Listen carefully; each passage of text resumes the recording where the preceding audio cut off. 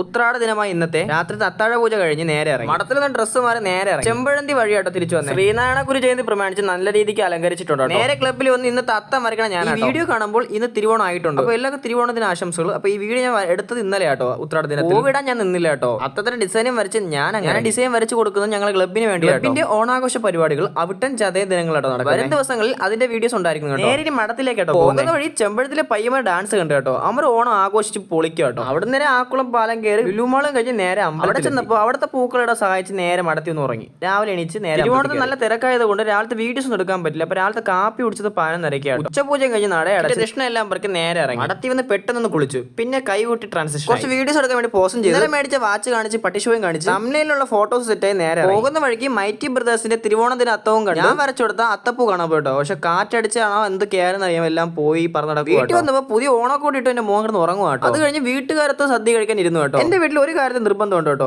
എവിടെ പോയാലും എത്ര വലിയ തിരക്കാണെങ്കിലും തിരുവോണത്തിന് വീട്ടിൽ തന്നെ വന്നിരിക്കും. ആ ഒരു കാര്യത്തിൽ ഒരു വീട്ടുവീഴ്ച എന്റെ വീട്ടിൽ വരുത്തിയിട്ടില്ല. എനിക്ക് കഴിക്കാനുള്ള ചോറ് ഞാൻ തന്നെ വിളമ്പിയതിന് ശേഷം പരിപ്പേറി കഴിച്ച് കൂട്ടിപ്പിടിച്ചു. എത്രയൊക്കെ ഒരുമിച്ച് ഭക്ഷണം കഴിച്ചിട്ടുണ്ടെങ്കിൽ തിരുവോണ ദിനത്തിന് വീട്ടുകാർ ഒത്തിരുന്ന് കഴിക്കുന്ന സദ്യയുടെ സ്വാദ് വേറെ ടേസ്റ്റ് തന്നെയാണ്. നിങ്ങൾക്ക് അത് തോന്നിയിട്ടുണ്ടോ? ഉണ്ടെങ്കിൽ കമന്റ് ചെയ്യണേ. ഓരോരോ വിശേഷങ്ങളും പറഞ്ഞ് ഒരുമിച്ച് ഭക്ഷണവും കഴിച്ച് സന്തോഷിച്ച് തിരുവോണം ദിവസത്തില് വെർമസലി പായസം എടുത്ത് കുറച്ചേതാ ഇലയിലിട്ട് ഒറ്റയ്ക്ക് കുടിക്കുന്ന സ്വാദം. ഇന്നത്തെ വെർമസലി പായസം വെച്ചത് അമ്മയാട്ടോ, അതുകൊണ്ടാണ് തോന്നുന്നത് നല്ല ടേസ്റ്റ്. എന്റെ മുന്നിൽ പായസത്തിന്റെ പാത്രം വെച്ച് അബദ്ധമായി പോയോ എന്ന് അവർക്ക് തോന്നി കേട്ടോ. കാരണം ഒരു ഇരിപ്പിൽ ഞാൻ കുറെ പായസം കുടിച്ചു കേട്ടോ. നിങ്ങൾക്ക് ഇന്ന് കുടിച്ച പായസം എന്ന് കമന്റ് ചെയ്യാം. പായസം കുടിച്ച് മതി വന്ന് ഇലയും അടക്കി. കുഞ്ഞുള്ളതുകൊണ്ട് അവനെ അടുത്ത് കുറച്ചു പുറത്തിറങ്ങിയിരുന്നു. ഇത്രയുള്ള ഈ വീഡിയോ. അപ്പോൾ എല്ലാവർക്കും ഹാപ്പി വേണം, അടിച്ചു പൊളിക്കുക, സന്തോഷിക്കുക. അടുത്ത വീഡിയോ കാണാം.